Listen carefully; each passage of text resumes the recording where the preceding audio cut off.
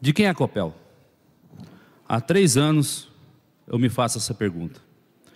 Na propaganda do governador Ratinho Júnior, a Copel é do povo paranaense.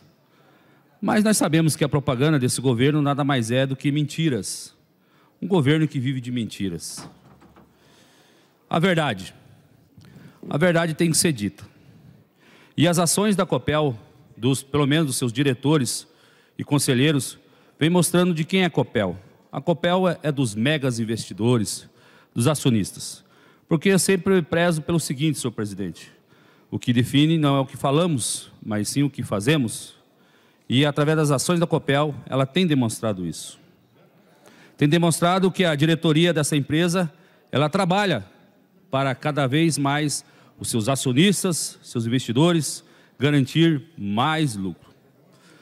Prova disso, senhor presidente, que a empresa assinou aí na última semana, inclusive foi comemorado pelos seus diretores, uma carta compromisso com a adoção e implementação das métricas do capitalismo de Stakeholder. É um nome bem esquisito. Justificando que isso possibilita ações de benchmarker. São nomes bonitos, mas no final de contas tem um único objetivo: passar a mão na cara do povo paranaense. Vou explicar por quê. O que isso significa para nós, pobres mortais, que pagamos em nossas contas de luz o preço das decisões tomadas por esses diretores, conselheiros da Copel, que são nomeados pelo governador Ratinho Júnior. Pois bem, esse tal aí de benchmark é um processo que tem entre suas características a redução de custos e o aumento na produtividade e a ampliação da margem do lucro. Mas que raio de aumento na margem do lucro na Copel? A Copel está trabalhando com 30% de lucro sobre o faturamento. Deve ser a única empresa no Brasil que tem um lucro nesse percentual. Mas para garantir esse lucro absurdo, a Copel ela esfola os paranaenses, cobrando as tarifas cada vez mais altas dos contribuintes. No último mês, nós tivemos uma vitória, considero uma vitória aí do povo paranaense, contra esses diretores aí da Copel, pessoas que só trabalham para si mesmo e para os acionistas, os megas. Nós denunciamos nesta casa o bônus milionário pago a eles e fizemos aí uma pressão tão forte que o governador Ratinho Júnior recuou e deixará de pagar aí no próximo ano esse bônus de desempenho, que nada mais são do que uma gratificação aos diretores por obterem tanto lucros para os acionistas. Na prática, esse bônus é um ataque à nossa moralidade, à decência, um tapa na cara do povo, porque o lucro só é obtido às custas do contribuinte, de cada conta do paranaense. A Copel anunciou seu lucro apenas agora, em 2022, apenas em 3 meses, anunciou um lucro de surpreendente de 669 milhões de reais. 669 milhões de lucro em apenas 3 meses. Eu confesso que se eu fosse pessoal da mídia, do governo, da Copel, eu teria vergonha de anunciar isso aí. Vergonha. Um momento desse tão difícil para todos os trabalhadores, para a população no geral, e a Copel se vangloria desse lucro que foi tirado dos contribuintes. Eu tenho defendido nesta casa que a Copel ela deve sim voltar à sua função social, que se perdeu no caminho.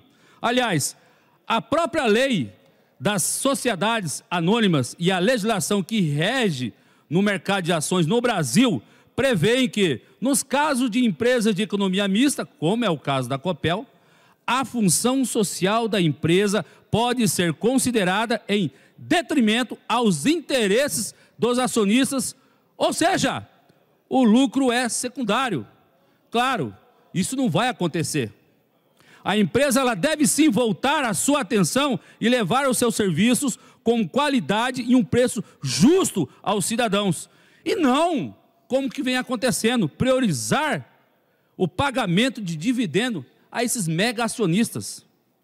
Eu sempre afirmei, aqui nessa casa e no meu discurso, aonde eu vou, eu sempre afirmei que se a Copel ela repassasse apenas o mínimo legal aos acionistas, que a lei manda, ou seja, 25% do lucro anual, as contas já baixariam em média 20%. E se houvesse um governador, se nós tivéssemos um governador que realmente comprometido com a população, ele teria o brio, vergonha na cara, o bom senso de reduzir o ICMS de energia, considerando ela, a Copel, como um serviço essencial.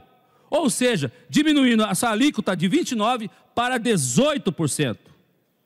Assim, no final das contas, uma fatura de luz aí cairia aproximadamente 40%. Então você, meu amigo, foca aqui em mim, aqui a câmera. Quero falar com o contribuinte agora. Então você, meu amigo, que está assistindo agora através da TV Assembleia, você aí que levanta de manhã, pega o ônibus lotado, fedendo peão para cima e para baixo, se lasca, e no final do mês você vai ter que pagar, você vai pagar uma conta de R$150. Se nós tivéssemos um governo que realmente pensa em você, você pagaria somente R$90. E eu tenho certeza que isso ajudaria todo mundo. Vejo vocês como uma ação impensada do governo. Eu quero pensar que é impensada do governo, custa caro ao povo paranaense. Eu não estou aqui para defender um ou outro ex-governador ou pré-candidato ao governo, mas eu vou citar que até o governo do Jaime Lerner, o Estado ele era dono da Copel e da Sanepar. O governador tomava as decisões olhando para o povo e não para os acionistas como é hoje.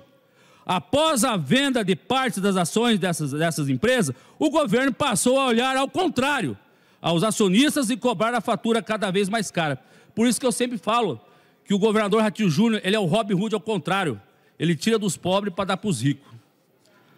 Líder do governo desta casa, deputado Miqueleto, o qual eu tenho tanto respeito, quase em todos os seus discursos, nobre deputado, o senhor cita que não devemos voltar ao passado. Com todo respeito, eu digo que podemos e devemos, sim, voltar ao passado.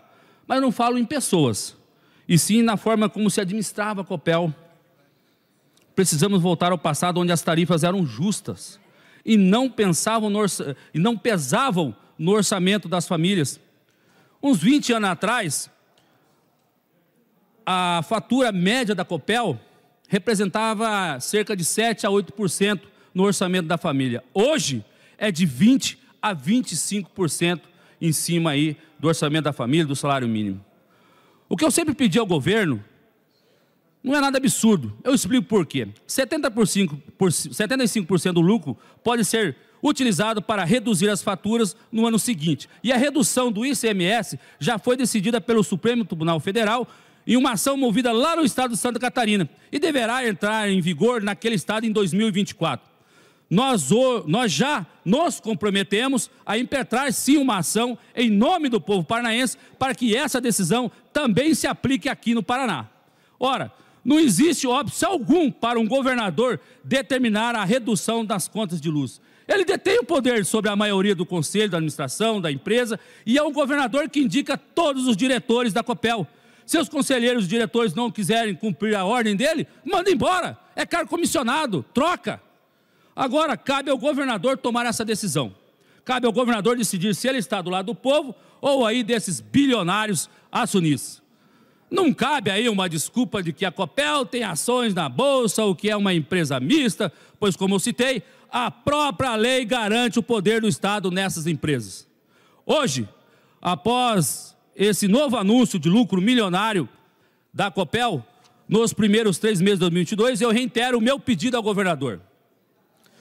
Ratinho Júnior, prove que está do lado do povo e determine esse uso desse lucro da Copel em favor da redução das tarifas. E peço por gentileza que implante desde já o que o STF decidiu, reduza o ICMS de energia elétrica no Paraná, que é o maior índice.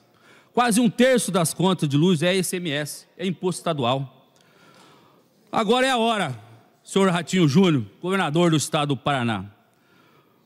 Ou você age, ou o povo vai agir. E a única forma que o povo tem de agir com políticos demagógicos, como você, entende, é nas urnas. Muito obrigado, senhor presidente, senhoras e senhores deputados.